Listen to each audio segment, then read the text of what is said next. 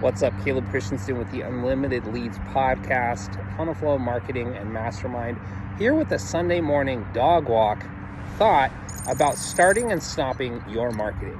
How to ensure that you never fail in growing your business by simply never stopping, never quitting. So here I'm walking Livy. Livy, say hi. She's kind of a butthead to other dogs, but to people, very sweet. Except when you have you're eating sausage or steak or hamburger or anything meat related, she'll just be really annoying. So I just got back from the Dallas area. I hung out for 2 days with Joshua Latimer and the War Plan AI team. And Joshua is a multiple 7-figure entrepreneur. He's built and exited over 4 companies with an over 7-figure valuation.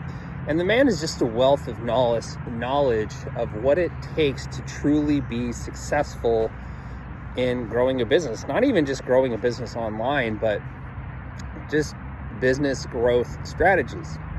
And so I laid out to him all of my quote unquote triumphs, all of my failures, all of my current struggles, and just where I'm at as a business. And he's like, well, okay, so so I told him about different marketing campaigns that I'd started, and I'd acquired some clients, and then I'd stopped. And basically it was this repeating pattern of starting and stopping marketing initiatives. And they all worked in one degree or another, but it just required refinement. I saw some holes in the fulfillment process. So, I turned off the campaign, or I stopped promoting it, or I landed a few troublesome clients that kind of made me question if this was the right direction, and over again. And I just relayed to him all of these situations, and he's like, wait. So you're telling me in this campaign right here, you actually landed 5 clients and several of them stuck and are continuing to pay you? I'm like, yeah. He's like, and why did you turn this off? I'm like, well, it just, the fulfillment was, I was struggling with fulfillment and blah, blah, blah. And he's like, well, that doesn't matter, right? The reason you're struggling now is because you keep turning off and on your marketing. Turn it on and don't turn it off. Okay? You can turn down the volume, you can turn up the volume, but don't turn it off. Period. He's like, if you have something that is getting you leads and a portion of those leads are turning into clients, do not turn it off. Okay? Find a way to fund it. Find a way to fulfill it. Find a way to make it happen without just simply turning it off. He's like, the goal is not to have no chaos in your business. It's to manage chaos. So what would happen is I would turn on a marketing campaign. I'd start to get leads. I'd start to close deals. And then I would feel like my life was out of control and chaotic because as a, owner, operator, founder, do everythinger, it's easy to get overwhelmed, right? When you're doing the sales and the service and the customer support, XYZ.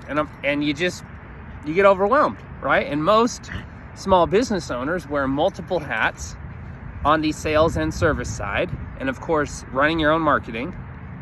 And so when things start to work, it can feel chaotic and you want to turn it off.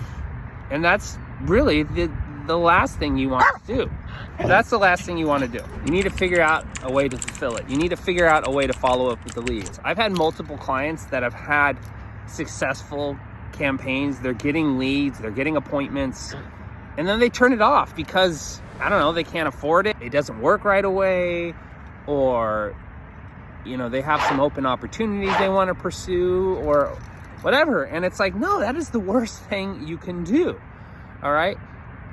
Imagine a farmer who plants his field and then a week later goes and tills it up because he feels like he's too busy to manage the harvest, or he gets a better idea on another opportunity in the farming world. I don't know if this analogy works 100%, but the idea is a lot of marketing and a lot of success in business is what you're doing today that will produce the results in 3, 6, 12 months.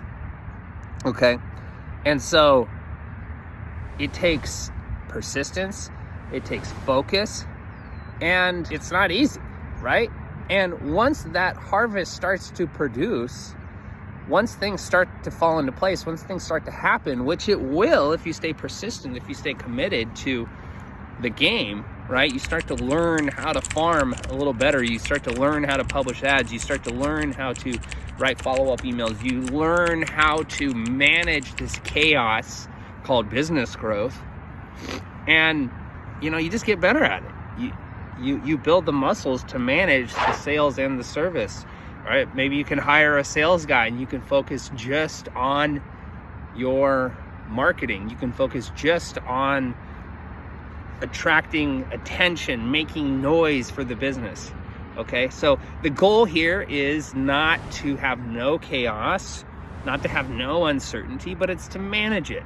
Okay, we don't always know if $1 we put into ads, or $1 we put into flyers, or $1 we put into going to a conference or something business building will produce a harvest, right? But that doesn't mean we don't do it, or we don't try new things. So call to action is simple. Don't stop producing. Don't turn it off.